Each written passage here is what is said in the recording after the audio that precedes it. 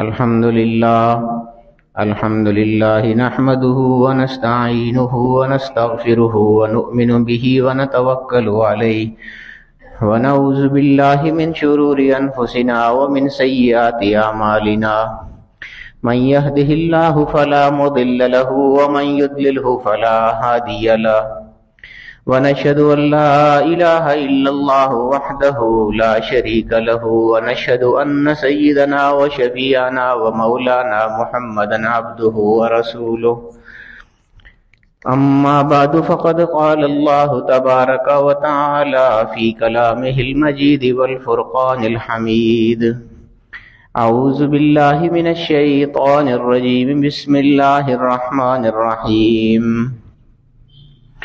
ولو أنهم إذ ظلموا أنفسهم جاءوك فاستغفروا الله واستغفر لهم الرسول لوجدوا الله توابا رحيما وقال تعالى في شأن حبيبه مخبرا وآمرا إن الله وملائكته يصلون على النبي يا أيها الذين آمنوا صلوا عليه وسلموا تسليما اللهم صل على سيدنا ومولانا محمد وعلى آل سيدنا ومولانا محمد وبارك وسلم الصلاة والسلام عليك يا رسول الله وعلى آلك وأصحابك يا حبيب الله الصلاة والسلام عليك يا شفيع المذنبين وعلى آلك وأصحابك يا رحمة للعالمين.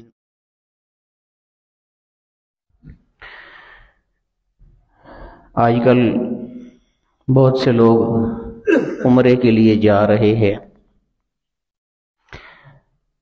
ایک دوست تھے ملے ہیں تو انہوں نے کہا کہ میں نے بھی جانا ہے تو مجھے کچھ وہاں کے حوالے سے بتا دیں. تو میں نے سوچا کہ جمعے میں ہی کچھ اس حوالے سے عرض کر دیتا ہوں. ہو سکتا ہے کہ ان کے علاوہ بھی کوئی لوگ جانے والے ہوں تو ان کے لیے بھی آسانی ہو جائے گی. دو بڑے دربار ہیں آپ جانتے ہیں، بلکہ سب سے بڑے دربار جو ہیں وہ یہی دو دربار ہیں. ایک اللہ رب العالمین کا دربار اور ایک اس کے حبیب مکرم صلی اللہ تعالی علیہ وآلہ وسلم کا دربار. ان دو درباروں سے بڑا دربار کوئی بھی نہیں ہے. آپ ان کی عظمت دیکھیے. ظاہر ہے کہ مسجد الحرام، کعبہ شریف، اس کی خاص نسبت اللہ رب العالمین کے ساتھ ہے کیونکہ وہاں کعبۃ اللہ ہے، اللہ رب العالمین کا گھر ہے. اور مدینہ شریف وہاں حضور اکرم صلی اللہ تعالی علیہ وآلہ وسلم کا وہ مسکن ہے، ان کا وہ گھر تھا، ان کا وہاں پر روضہ شریف ہے. تو یہ دونوں ہی بہت عظمت والی چیزیں ہیں اور بہت عظمت والی جگہ ہیں. اب ان کی عظمت کا اندازہ یہیں سے آپ کریں کہ ہم اگر یہاں کوئی ایک عبادت کرتے ہیں تو وہ ایک ہی عبادت شمار ہوتی ہے. مثلا کوئی ایک نماز پڑھیں گے تو وہ ایک ہی نماز شمار ہوگی. لیکن حرم شریف میں، کعبۃ اللہ شریف کے پاس، اس حرم میں اگر آپ ایک نماز پڑھتے ہیں تو 1,00,000 نماز کا ثواب آپ کو مل جاتا ہے. ایک قرآن کریم اگر آپ وہاں پر ختم کرتے ہیں کوئی مشکل نہیں ہوتا. ایک قرآن کریم وہاں پر ختم کرنا، ایک قرآن آپ نے وہاں پر اگر ختم کر لیا، دیکھ کے پڑھ لیا، تو یہ سمجھیں کہ 1,00,000 قرآن کریم آپ نے پڑھ لیا. کتنی بڑی عظمت ہے اس دربار کی. اور پھر اس کے بعد حضور علیہ الصلوۃ والسلام کی جو مسجد ہے، مسجد نبوی، دوسرا دربار وہ ہے. ظاہر ہے اللہ کا دربار تو سب سے بڑا دربار ہے. اس کے بعد پھر سب سے بڑا دربار حضور اکرم صلی اللہ تعالی علیہ وآلہ وسلم کا ہے. ایک حدیث کے مطابق وہاں پر ایک عبادت 1,000 عبادت کے برابر ہوتی ہے، اور ایک دوسری حدیث کے مطابق وہاں کی ایک عبادت 50,000 عبادتوں کے برابر ہوتی ہے. یعنی جو اللہ رب العالمین کے دربار کا عدد ہے اس کا نصف آپ سمجھ لیجئے 50,000. گویا ایک نماز اگر آپ نے وہاں پہ پڑھی ہے تو 50,000 نمازوں کا ثواب آپ کو مل جاتا ہے. تو یہ بہت ہی بڑے دربار ہیں دونوں. جو لوگ بھی عمرے کے لیے جاتے ہیں ظاہر ہے کہ دونوں درباروں میں ان کو حاضری نصیب ہوتی ہے. میں چونکہ خود بہت زیادہ ایک میرا یہ شوق بھی ہے، اللہ پاک نے جتنی دفعہ بھی مجھے حاضری کی توفیق عطا فرمائی ہے، تو میری یہ کوشش ہوتی تھی کہ میں وہاں کی زیادہ سے زیادہ معلومات حاصل کرتا رہتا تھا۔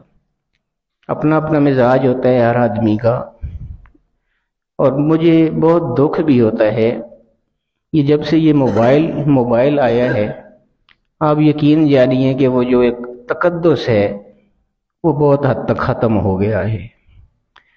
پہلے حرم شریف کے مناظر کچھ اور ہوتے تھے، آج حرم شریف کے مناظر کچھ اور ہوتے ہیں۔ یہ آپ سب دیکھتے ہی رہتے ہیں، ٹی وی میں آپ کو نظر آتا رہتا ہے، سب دیکھتے رہتے ہیں، لائیو چلتے رہتے ہیں پروگرام۔ اس وقت جب یہ موبائل والا فتنہ نہیں تھا تو وہاں کی عبادات بھی کچھ اور طرح کی ہوتی تھی، وہاں کے مناظر بھی کچھ اور ہوتے تھے۔ اور آپ میں سے جو پرانے لوگ ہیں ان کو یہ بات پتہ ہے کہ وہاں پر جو ان کے اپنے کیمرے لگے ہوئے ہیں جن کے ذریعے براہ راست وہ نمازیں اور وہ عبادات اور طواف وغیرہ نشر کیا جاتا ہے، تو پہلے وہ سارے کیمرے جو ہیں وہ عبادات لوگوں کی جو ہوتی ہیں وہ دکھایا کرتے تھے۔ طواف ہو رہا ہے، نماز کا وقت ہے، نماز ہو رہی ہے، امام دکھا رہے ہیں، مقتدی دکھا رہے ہیں، نمازی دکھا رہے ہیں۔ اب اکثر ایسے ہوتا ہے کہ اگر آپ دیکھیں تو بجائے یہ چیزیں دکھانے کے وہ کیمرہ والے کبھی مسجد کے مینار دکھا رہے ہیں، کبھی بلڈنگ دکھا رہے ہیں، کبھی وجہ کیا ہے کہ نیچے کوئی دکھانے والی چیز ہو تو وہ دکھائیں، نیچے سارے سیلفیاں بنا رہے ہیں اپنی، تو وہ کیا دکھائیں وہاں پر۔ یہ بالکل حقیقت میں آپ کو بتا رہا ہوں، ایسے ہی وہ تقدس بالکل ختم ہو گیا ہے جو حرم شریف والا تھا، یہ موبائلوں کی وجہ سے اور سیلفیوں۔ پہلے سب سے پہلے مجھے اللہ پاک نے 94 میں یہ سعادت عطا فرمائی تھی، 1994 میں جب حضرت صاحب کے ساتھ میں پہلی دفعہ گیا تھا۔ اس وقت تو یہ موبائل تھے ہی نہیں، اور اس وقت اندر کیمرہ لے جانے پر پابندی ہوتی تھی۔ ہمارے پاس خود کیمرہ تھا جو پولیس والوں نے لے لیا تھا، ہم سے فوٹو نہیں بنانے دیتے تھے، حرم شریف میں پابندی ہوا کرتی تھی۔ سب کچھ اس میں سے ڈیلیٹ کروا کے، سارے فوٹو ڈیلیٹ کروا کے تب انہوں نے ہم کو کیمرہ واپس کیا تھا۔ لیکن جب سے یہ موبائل آیا ہے تو اب وہ پابندی، چونکہ خود اپنے پاس سب کے پاس موبائل ہیں، وہ جو شرطے ہیں، جتنے وہاں پر عملہ ہے، اسٹاف ہے، ان سب کے پاس بھی موبائل ہیں، تو اب وہ چیز باقی نہیں رہی ہے، وہ پابندی باقی نہیں رہی ہے۔ بہر موبائل میں کیمرہ بھی ہوتا ہے تو کس کس کو وہ پھر روکیں۔ تو اب وہ پہلے والا تقدس وہاں پر نظر نہیں آتا۔ میں حیران ہوتا ہوں، ساری زندگی ہم یہ موبائل ہی استعمال یہاں پر کرتے رہتے ہیں نا، یہاں پہ فوٹو بھی بناتے رہتے ہیں، وہاں جا کے بھی لوگ ایسے یعنی کعبے کے ساتھ ایسے سیلفیاں بنا رہے ہیں، یعنی اس طرف دھیان ہی نہیں ہے کہ ہم کہاں کھڑے ہیں اللہ کے دربار میں۔ ویسے تو ہر مسجد اللہ کا دربار ہے، اللہ کا گھر ہے، لیکن اصل جو اللہ کا گھر ہے وہ تو وہی ہے جو کعبہ شریف والا ہے، جہاں کھڑے ہیں ہم۔ وہاں کھڑے ہو کے بھی ہماری توجہ اگر کعبہ شریف کی طرف نہیں ہے اور اللہ رب العالمین کی طرف نہیں ہے اور ہم سیلفیاں بنا رہے ہیں، تو ہم نے کیا اللہ رب العالمین کے گھر میں حاضری دی ہے؟ تو اس لیے جو بھی لوگ جاتے ہیں، مجھ سے بھی جنہوں نے پوچھا، ان سے بھی میری یہی گزارش ہوگی کہ وہاں جب جائیں تو بہت ادب کے ساتھ وہاں پر رہیں، اور اس طرح رہیں کہ جس طرح وہاں پر رہنے کا حق ہے۔ کتنی بڑی بڑی نعمتیں ہیں وہاں پر۔ عجیب مزے کی بات یہ ہے کہ بہت سے لوگ تو ایسی عمرے پہ جاتے ہیں کہ ان کو پتہ ہی نہیں ہوتا ہے عمرہ کرنا کیسے ہے، یعنی وہ پہلے معلومات بھی نہیں کرتے ہیں اچھی طرح کہ ہم نے عمرہ کرنا ہے تو ہمیں وہاں پر کیا کیا کرنا چاہیے اور کیسے کرنا چاہیے، یہ بھی لوگ نہیں جانتے ہیں۔ بہت سے لوگ بہت بڑی بڑی غلطیاں وہاں پر کر رہے ہوتے ہیں۔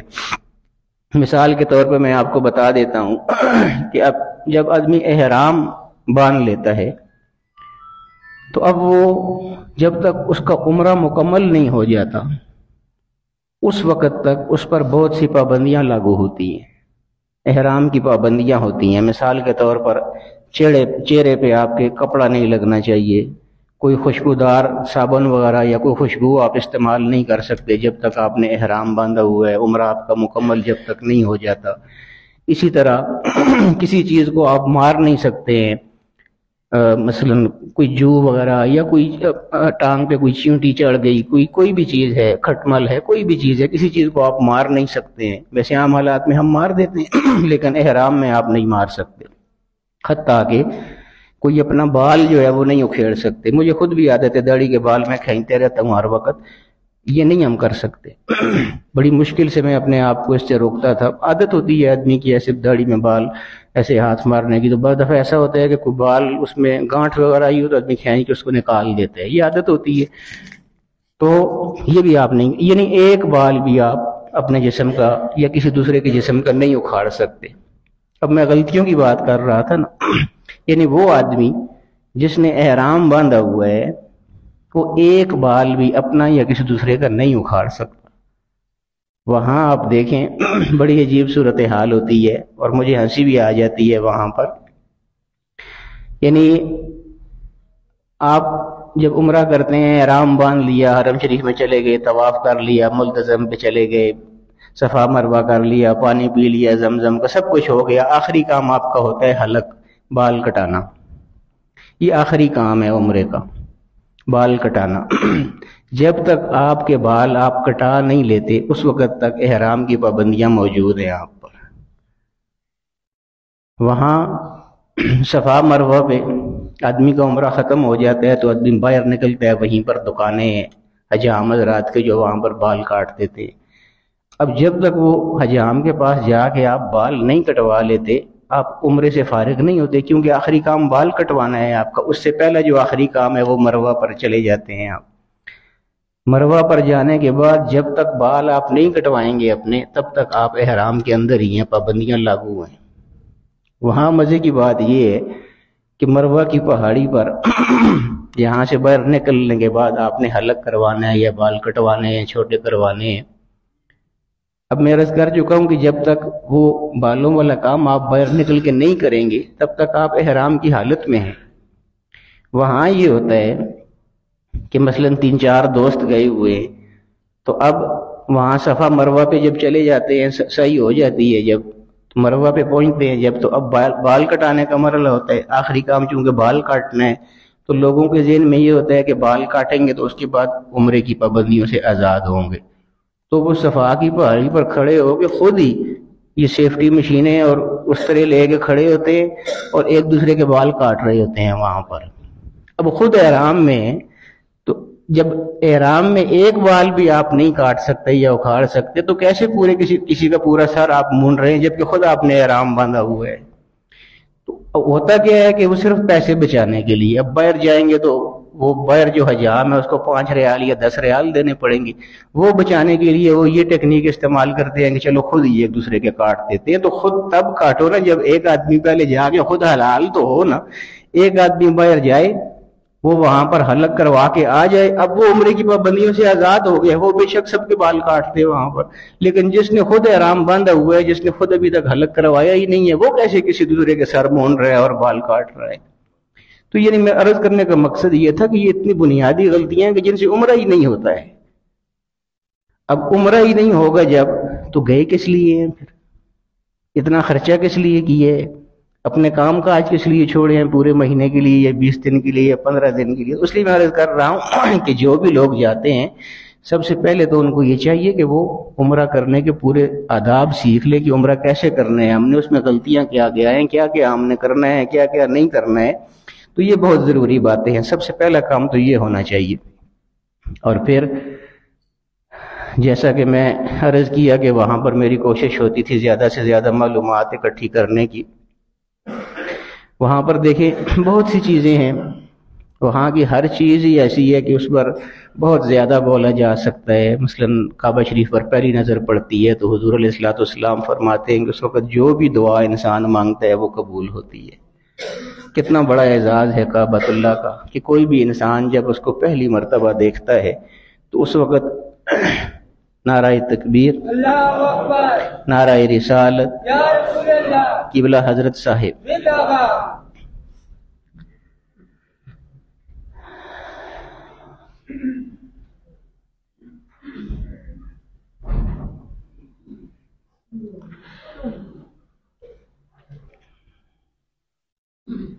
تو اس لیے میں یہ عرض کر رہا تھا کہ جب بھی وہاں جانا ہو، حرم شریف میں جانا ہو یا حضور اکرم صلی اللہ تعالی علیہ وآلہ وسلم کے دربار کی حاضری کرنی ہو، تو اب میں اتنے تھوڑے سے وقت میں تو اتنی باتیں آپ کو نہیں بتا سکتا. ظاہر ہے کہ وہ بہت لمبی باتیں ہیں، بہت سی چیزیں ہیں وہاں پر، بہت سی جگہیں ہیں وہاں پر جہاں پہ وہ مناسک ادا کرنے ہوتے ہیں، اور آج کل کچھ تبدیلیاں بھی ہو چکی ہیں. ظاہر ہے پہلے کا ماحول اور تھا، اب کا ماحول اور ہے.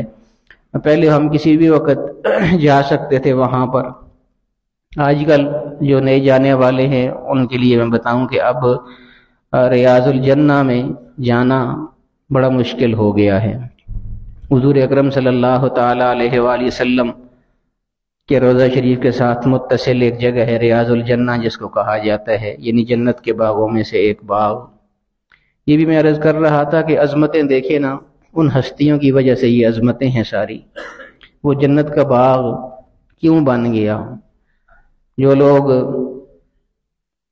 جن لوگوں کو اللہ پاک نے حاضری نصیب فرمائی ہے انہوں نے دیکھا ہے، اور جو لوگ ابھی تک نہیں جا سکے ان کے لیے میں ویسے تھوڑی سی تمثیل بیان کر دیتا ہوں تاکہ ان کو بات سمجھ آ جائے. آپ اگر اس طرح تصور کریں کہ یہ جو ہمارا مسجد کا حال ہے، فرض کریں یہ مسجد نبوی کا حال ہے، اس کو آپ مسجد نبوی کا حال ذرا تصور کریں. میں آپ کو سمجھانا چاہتا ہوں بات. جس طرح یہاں پر درمیان میں محراب ہے، ممبر ہے، اسی طرح وہاں پر بھی درمیان میں محراب اور ممبر ہے.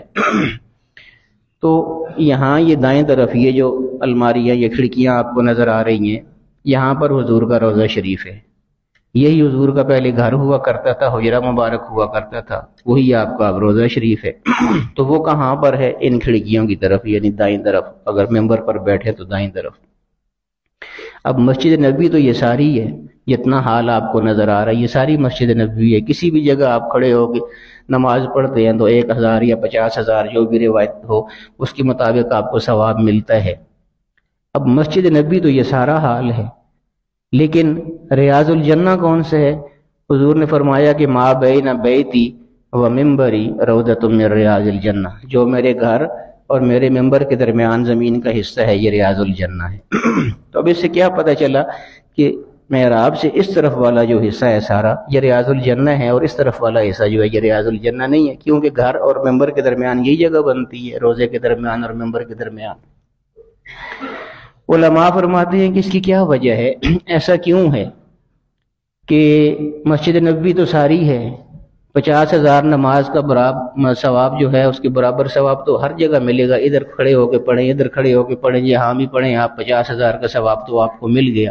لیکن اس کی کیا وجہ ہے کہ یہ مسجد نبوی ہوتے ہوئے بھی ریاض الجنہ نہیں ہے، اور یہ مسجد نبوی ہوتے ہوئے ریاض الجنہ بھی ہے؟ اس کی کیا وجہ ہے؟ تو علماء فرماتے ہیں کہ اس کی وجہ بھی حضور علیہ الصلوۃ والسلام کی ذات ہے. اس کی وجہ یہ ہے کہ حضور نے فرمایا کہ ما بین بیتی و ممبری روضۃ من ریاض الجنہ، جو میرے گھر اور میرے ممبر کے درمیان زمین کا حصہ ہے یہ ریاض الجنہ ہے. تو علماء فرماتے ہیں کہ اس کی وجہ تو یہی ہے، اس جگہ کو جو یہ عظمت ملی ہے تو یہ ملی ہی حضور علیہ الصلوۃ والسلام کی وجہ سے ہے. اگرچہ مسجد نبوی کی ساری جو عظمت ہے وہ حضور علیہ الصلوۃ والسلام کی وجہ سے ہی ہے، لیکن خاص طور پہ اس جگہ کو جو جنت کا باغ بنا دیا گیا ہے تو یہ خصوصی نسبت ہے حضور علیہ الصلوۃ والسلام کے ساتھ اس جگہ کی. اور وہ نسبت کیسے ہے؟ وہ نسبت اس طرح ہے کہ حضور علیہ الصلوۃ والسلام اپنا زیادہ تر وقت گھر میں گزارتے تھے. جب نماز کا وقت ہوتا تھا تو حضور علیہ الصلوۃ والسلام اپنے گھر مبارک سے نکلتے تھے اور محراب یا ممبر تک آتے تھے. پھر نماز پڑھنے کے بعد حضور علیہ الصلوۃ والسلام واپس اسی طرح اپنے گھر چلے جاتے تھے، یا کوئی اور جب وفد آتے تھے ان کو ملنے کے لیے حضور علیہ الصلوۃ والسلام پھر گھر اپنے حجرہ مبارکہ سے نکلتے تھے اور ممبر تک آتے تھے یا محراب تک آتے تھے. تو گویا یہ وہ زمین ہے کہ جس پر حضور علیہ الصلوۃ والسلام کے پاؤں مبارک کثرت سے لگتے رہے ہیں. اس طرف آنا جانا حضور علیہ الصلوۃ والسلام کا زیادہ رہا ہے، اس طرف آنا جانا کم رہا ہے، کیونکہ گھر سے نکلتے تھے تو محراب کی طرف آ جاتے تھے، محراب سے جاتے تھے گھر کی طرف تو یہی راستہ درمیان میں پڑتا تھا. تو گویا اس زمین کو یہ اعزاز حاصل ہے کہ اس زمین نے مصطفیٰ علیہ الصلوۃ والسلام کے تلوؤں کے بوسے زیادہ سے زیادہ لیے ہیں. اس کو ریاض الجنہ بھی بنا دیا گیا ہے اور اس کو یہ مقام بھی عطا کر دیا گیا ہے.